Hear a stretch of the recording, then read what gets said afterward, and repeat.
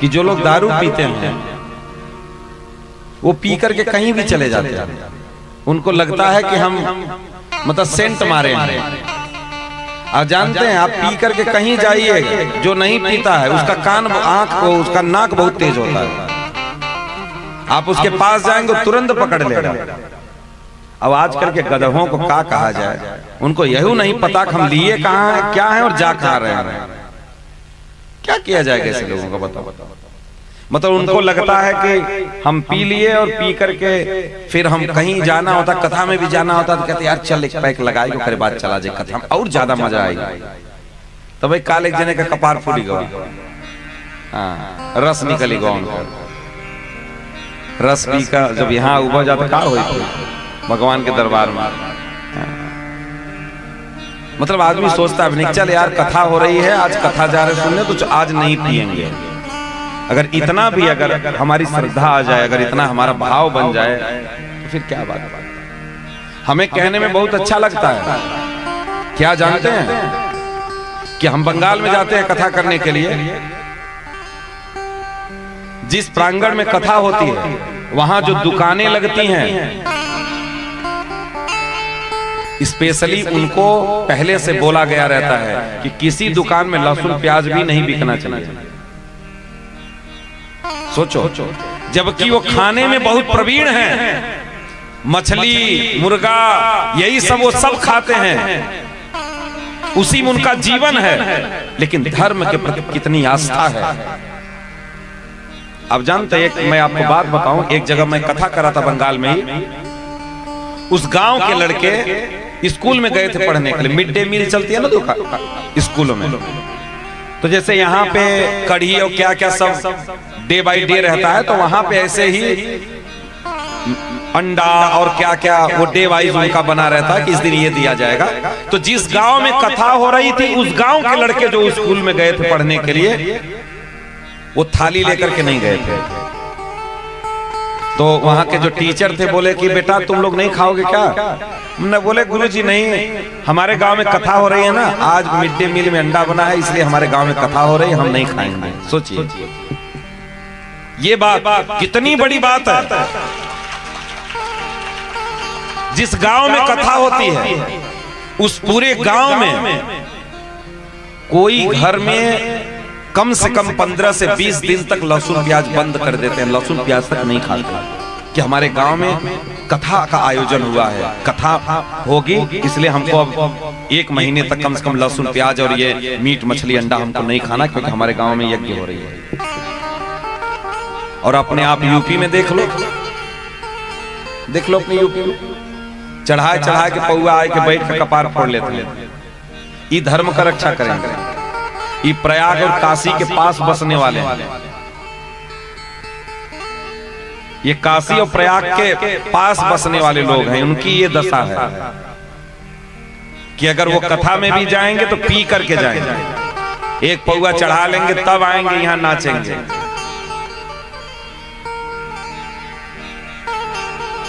अब बताओ क्या होगा। और हम उन लोगों को गलत कहते हैं, करे बंगाली ऐसे होते, बंगाली वैसे होते हैं। वो भले चाहे जैसे हो, लेकिन जितना उनके हृदय में संत महात्माओं के प्रति, धर्म के प्रति, कथा के प्रति जितनी श्रद्धा है, हमने आज तक यूपी में कहीं नहीं देखा, कहीं नहीं देखा।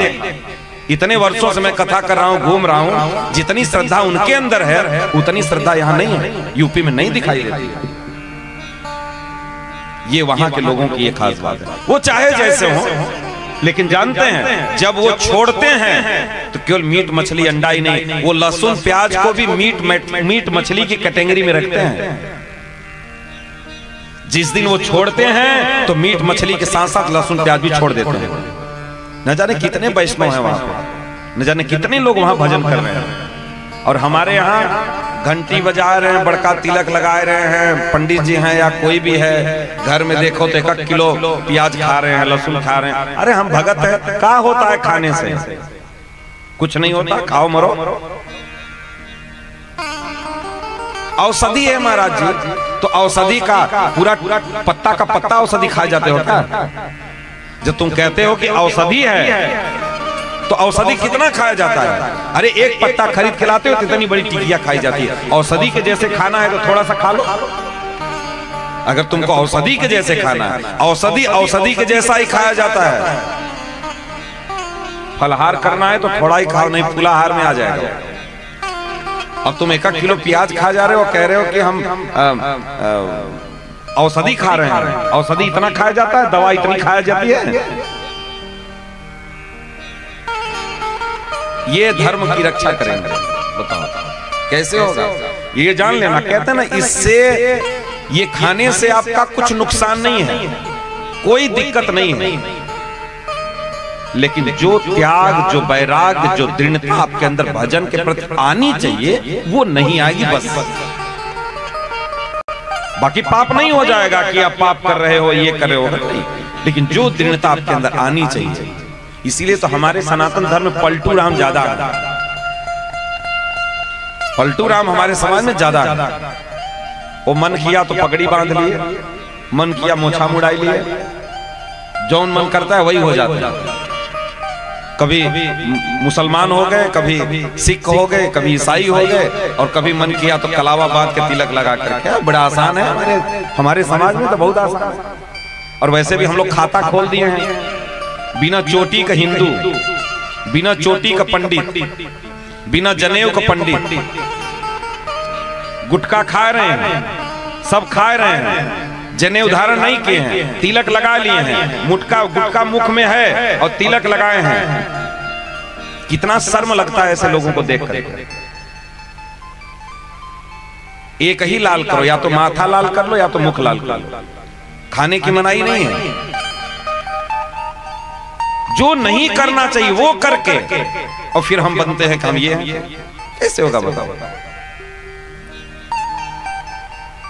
नहीं करना है सही चीज को। हम लोग देखो, चोटी काट करके हम लोग हिंदू बन गए, हम लोग सनातनी बन गए। चोटी काट कर, धोती कुर्ता छोड़ करके हम लोग पैजामा शर्ट पैंट पे आ गए। छोड़ दो सब ऐसे ही, छोड़ दो सब ऐसे ही, नंगे होकर के कहना कि हम सनातनी हैं, कुछ मत करना। उस अवस्था में जाने के लिए भी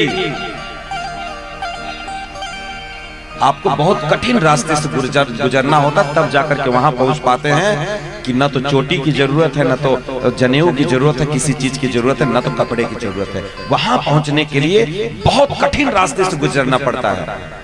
इसलिए वहां जाने के लिए भी ये आवश्यक है। एक बार किसी ने एक महात्मा से प्रश्न किया कि ये बताइए, माला लेकर के ही भजन हो सकता है? बिना माला के नहीं हो सकता? बोले बिना माला के भी हो जाएगा, लेकिन माला लेकर के ही सही तरीका है। कब? माला तब तक करो कि तुम्हारे श्वास श्वास में नाम समा जाए और माला हाथ से छूट जाए तो जानना तुम्हारी माला की जरूरत नहीं है। अभी तो तुम माला छोड़ दोगे तो तुम भूल जाओगे भगवान का नाम ही। ये जो मैं बता रहा हूं, ये प्रैक्टिकल बात बता रहा हूं। आप हाथ में माला ले लो, वो देखना चलती रहेगी और आप मुख से भगवान का नाम लेते रहो। इसीलिए हमारे प्रभुपाद जी ने बहुत स्पष्ट कहा कि हमेशा ऐसे झोली माला अपने पास रखो, ऐसे कर लिए और करके ऐसे गले में टांग, ऐसे गले में हमेशा तुम्हारा हथियार होना चाहिए। फौज में भर्ती होते हैं तो बंदूक घर के रख करके जाते हैं बॉर्डर पर लड़ाई करने के लिए। फौज में भर्ती हो गए तो तुम अपने गले में से डाल करके रखो। क्यों डाल कर रखना है? लोग कहते हैं अरे दिखावा कर रहे। दिखावा नहीं है, टांग करके रखते इसलिए हैं कि खाली मिला डाल लिया हाथ, और अगर हाथ डाले तो वो निश्चित 10, 20, 50, 100 एक माला तो तुम कर ही लोगे, और एक माला करोगे तो कम से कम 1728 बार तुम्हारा नाम हो जाएगा। अगर हाथ में देखो, कहते हैं ना कि बुद्धिमान व्यक्ति को धारदार हथियार लेकर के नहीं चलना चाहिए। नखी नाम श्रृंगिणाम तथा, एक श्लोक है नीति शास्त्र में, नदी नाम शस्त्र पाणी नाम नखी नाम श्रृंगिणाम तथा विश्वासो नैव कर्तव्य स्त्रीसु राज्य कुलेषु च। इन पर कभी विश्वास नहीं करना चाहिए। किस पर? नदी का कभी विश्वास नहीं करना चाहिए। कब तुमको खींच ले जाएगी कोई ठीक नहीं। नदी नाम शस्त्र पाणी नाम, जिसके हाथ में हथियार है उस पर विश्वास मत करो। कब वो चला देगा कोई ठीक नहीं। न जाने कितने लोग बंदूक रखे हैं और अपने हाथ ही से मार लेते हैं। बहुत लोगों को सुने होंगे आप कि अपने आप ही गोली चल गई। तो हथियार हाथ में है तो चल ही जाएगा। नदी नाम शस्त्र प्राणी नाम, नखी नाम श्रृंगी नाम, जिसके बड़े बड़े नाक होते हैं, बिल्ली हो गया, कुत्ता हो गया, इन पर विश्वास मत करो। कब पंजा मार देगा तुमको कोई ठीक नहीं। नकी नाम श्रृंगी नाम तथा जिन पशुओं के सींग बड़ी बड़ी होती है उन पर विश्वास मत करो, कब कब घुमा करके मार देगा कोई ठीक नहीं। और स्त्रीसु राज्य कुलेसु, इस पर नहीं कहेंगे, नहीं बुरा हो जाएगा। तो इतना ही 4 बात आप जानो। वैसे तो शास्त्र कह रहा है स्त्री पर और राजा के कुल पर विश्वास मत। अब देखो जो भाई जो श्लोक है वो हमने बोल दिया, बाकी आप लोगों की मर्जी है, अच्छा और बुरा सोचना समझना आपकी मर्जी है। लेकिन ये इन पर कभी भी विश्वास नहीं करना चाहिए, कभी नहीं। इसलिए आपके हाथ में हथियार है तो वो निश्चित चल जाएगा। इसलिए अपना हथियार आप हमेशा अपने पास रखो, हमेशा अपने पास रखो और रख करके देखना, क्यों रखे रखे देखना आपकी माला पूरी हो जाएगी, 16 माला पूरी हो जाएगी। मान लो हम कहीं जा रहे हैं, बस में बैठे हैं, सब लोग आपस में बक बक बक बक बतिया रहे हैं और हमारा किसी से पटरी नहीं खा रहा है, हम किसी से बात नहीं कर पा रहे हैं, तो निकाल लो अपना झोली माला करो, हो गया ना। और घर रख करके अगर तुम सफर कर रहे हो तो फिर करने का मन भी होगा तो नहीं कर पाओगे। इसलिए हथियार हमेशा पास में रखो, हथियार रहने से पास में वो चल ही जाता है। इसलिए माला का ये स्वभाव है कि वो साथ में रखो, वो चले चले। इसलिए अगर ब्राह्मण कुल में जन्मे हैं तो किसी प्रकार का कोई नशा हमको नहीं करना है। माथे पर तिलक होना चाहिए, शिखा होना चाहिए, जनेऊ होना चाहिए, देख करके ही लगना चाहिए पंडित जी। और अगर आप इससे उठना चाहते और ऊपर तो पूरे जनमानस के माथे पर तिलक और सबके सर पे चोटी और सबकी वेशभूषा धोती कुर्ता होना चाहिए। कोई देखे तो सनातन की याद आ जाए, कोई देखे तो आपको पहचान जाए, देखते ही आपको पहचान जाए। इसलिए अब जैसे मैं, अगर हमको अभी आप तुरंत अगर बनाना चाहें तो मैं अभी मुसलमान बन सकता हूं, अभी मैं सिख बन सकता हूं, अभी मैं ईसाई बन सकता हूं, लेकिन वो बनने के बाद मैं तुरंत सनातनी नहीं बन सकता, तुरंत हिंदू नहीं बन सकता। क्यों? चोटिया बिना काटे मुसलमान नहीं बन सकते, और चोटिया हमारे 12-15 साल की तपस्या है। अभी काट देंगे तो तुरंत होगी नहीं, अभी काट देंगे तो तुरंत होगी नहीं। इसीलिए ये पहचान अगर रहे तो पलटू राम जितने हैं वो सब पकड़े जाएंगे, कभी उधर तो कभी उधर तो कभी उधर तो कभी उधर, वो पकड़े जाएंगे। इसलिए उनके माथे पर तिलक और सर में से बढ़िया चोटी सबके होना चाहिए, तगड़ी एकदम।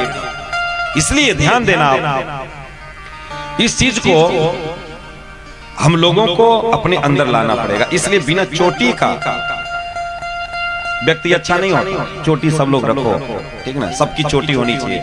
और वेशभूषा कोशिश करो, हम तो कहते हैं 1000 लोगों को जींस का पैंट और टी शर्ट पहना दो, शर्ट पहना दो, और 1000 लोगों में मैं एक अपने बंदे को धोती कुर्ता पहना करके खड़ा कर दूंगा। अगर वो 1000 पे भारी नहीं पड़ गया तो हम भी छोड़कर शर्ट पैंट पहन लेंगे। 1000 लोगों पे भारी पड़ जाएगा। ये हमारे सनातन की शोभा थी, उसकी वेशभूषा, उसका स्वरूप, उसका श्रृंगार, सब कुछ में एक शीतलता नजर आती है, एक शांति नजर आती है। इसलिए तो हम बार बार कहते हैं कि जो सनातनी है वो क्रूर नहीं होता है, वो क्रूर होता ही नहीं, क्रूर नहीं होता। इसीलिए क्रूर बनाने के लिए हमारे यहाँ जानते हैं नागा परंपरा है। जब जब हमारे धर्म पर प्रहार हुआ है तब तब ये जितने सब मठाधीश सब है ना, कोई नहीं आगे बढ़ा था साहब। केवल और केवल धर्म की रक्षा करने के लिए शस्त्र लेकर के नागाओं ने सामना किया। नागाओं उन्होंने ही बचाया, इसलिए वो बहुत कठिन रास्ता है। बहुत कठिन रास्ता है। वहां जाने के बाद न तो आपको सीखा की जरूरत है, न जनेऊ की जरूरत है, किसी चीज की जरूरत नहीं है, न कपड़े की जरूरत है, कुछ नहीं, एकदम शांताकारम भुजय शयनम, एकदम शांत, एकदम। इसलिए एकदम उस अवस्था में जाने के लिए आपको बहुत कठिन रास्ता है, लेकिन वहां भी जाने के लिए तो इसी रास्ते से गुजरना पड़ेगा। अच्छा, ये बात बताना, हमको धोती कुर्ता पहनने में, तिलक लगाने में, चुटिया रखने में हमको दिक्कत हो रही है, शर्म आ रही है, और हम कह रहे कपड़ा उतार के हम नागा बन जाएंगे? संभव है? जब तुमको तिलक लगाने में शर्म आ रहा है तो कपड़ा उतारोगे तब तो मरी जाओगे उस दिन, तुम मर जाओगे उस दिन, शर्म के मारे मर जाओगे। इसलिए वो रास्ता यहीं से होकर के जाता है। पहले धर्म का श्रृंगार होता है, उसके बाद धीरे धीरे करके एक एक चीज हम छोड़ते जाते हैं, एक एक चीज छोड़ते जाते हैं, फिर अपना सब अपने कुल का पिंडदान करके, अपना पिंडदान करके तब हम अलग होते हैं, ऐसे नहीं। इसलिए भाई एक रास्ता है, एक मार्ग है, उसी मार्ग पर हमको चलना पड़ेगा। कोई डायरेक्ट नागा नहीं बनता। अगर किसी को डायरेक्ट नागा बना दिया जाए तो भैया खतरनाक, एक खतरा है, उस अवस्था में वो जा ही नहीं पाएगा। इंद्रियों को बिना बस में किए, बिना इंद्रियों को संयम में किए कैसे नागा बन जाएगा? नहीं बन सकता। इसलिए वो भी एक अवस्था है, लेकिन हमको इस मार्ग से ही जाना पड़ेगा। इसलिए पहले हम सनातन का जो श्रृंगार है उसको हम धारण करें, उसमें हमारी निष्ठा हो, उसमें हमारी श्रद्धा हो, बिना शर्म के, बिना लाज के, बिना किसी के। कोई भी करता है तो पहले तो लोग देख करके मुस्कुराते हैं, लेकिन बाद में उनके मन ही मन वो प्रसन्न होते हैं, यार ये तो कर लिए, हम ही नहीं कर पा रहे, तो देखने वाले मुस्कुराते हैं। इसलिए मुस्कुराने दो, आप दृढ़ रहोगे तो और लोग भी दृढ़ होंगे, आज नहीं तो कल होंगे। चलो, इसलिए मेरे भाई इन बातों का हमको जरूर ध्यान रखना चाहिए, जरूर ध्यान देना चाहिए कि अगर हम वास्तव में इस मार्ग पर चलना चाहते हैं तो जो श्रृंगार है, पहले लाज शर्म को समाप्त करने के लिए पहले वो धारण तो करें। धारण करना धीरे धीरे करके सीखो, करते करते करते करते एक दिन अभ्यस्त हो जाओगे, बस फिर तो कोई बात नहीं। तो भगवान यमला अर्जुन का उद्धार किए। ये कौन थे? ये नलकुबर मणिग्रीव थे, जो मदिरा पान करके लौटे थे गंगा जी। उनको नहीं पता कि हम मदिरा पान कर लिए हैं तो हमें कहां जाना है, कैसे रहना है। जो आपको असंयमी बना दे, जो आपको अधर्मी बना दे। एक व्यक्ति के सामने 4 चीजें रखी गई, उसके सामने 4 चीजें रखी गई, पराई स्त्री, मांस और दारू। तीन चीजें ही रखी गई। पराई स्त्री, चारों मान के चलो आप, पराई स्त्री, दारू, मांस और जुआ, ये 4 चीजें रखी गई। उस व्यक्ति से पहले पूछा गया कि जुआ खेलोगे? बोला नहीं, जुआ खेलने से बहुत नुकसान होता है, ये अधर्म है, हम नहीं करेंगे। बोले ठीक है। बोले मांस खाओगे? बोले ना ना ना, इसमें तो जीव हत्या है, जीव को मार करके रखा गया, काट करके, नहीं खाएंगे। पराई स्त्री? बोले ना ना, रे राम राम राम, पराई स्त्री की तरफ तो हम नजर भी उठा करके हम नहीं देख सकते, नहीं नहीं हम नहीं करेंगे। बोले दारू पियोगे? बोले हाँ, दारू तो पानी के जैसा है, दारू तो ले ही सकते हैं थोड़ा सा, इसमें कोई दोष नहीं है। जैसे ही एक पौआ लिया, एक पैक मारा, वैसे ही बोला अब हमको पराई स्त्री भी चाहिए, हमको मांस भी चाहिए, हम जुआ भी खेलेंगे। एक दारू जो आपको असंयमी बना दे, जो अधर्मी बना दे, जो आपको असत मार्ग पर लेके चला जाए, जो आपके बुद्धि विवेक को नष्ट कर दे, वो है दारू। दारू पीने वाले व्यक्ति अपना घर नहीं संभाल पाते, नहीं संभाल पाते। इसलिए अपने आप को बर्बाद करना है, अपने आप को नष्ट करना है, आगे आने वाली पीढ़ी को बर्बाद करना है, तो पीना। तुम्हारा धन भी जा रहा है, तुम्हारा तन भी जा रहा है, तुम्हारा मन भी जा रहा है। वो दारू तुम्हारा सर्वस्व लेकर के चली जाएगी, सर्वस्व लेकर के चली जाएगी। इसलिए मेरे भाई कोशिश करो, प्रयास करो कि कोई भी ऐसा व्यसन आपके जीवन में ना हो, किसी प्रकार का कोई व्यसन आपके जीवन में ना हो। कोशिश करो, और अभी भी समय है, अभी भी कुछ नहीं बिगड़ा।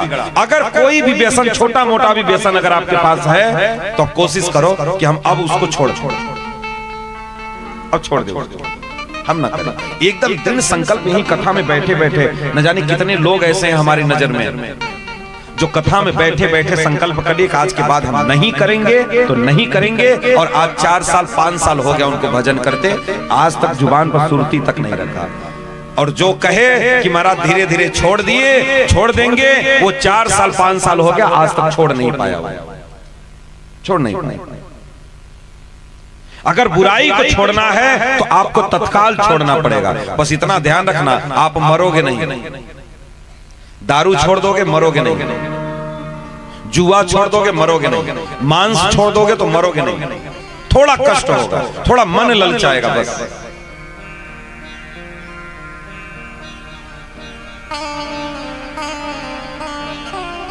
इसलिए मेरे भाई, अरे दारू न पीना भैया, अरे बीबी रहेगी इंतजार में, है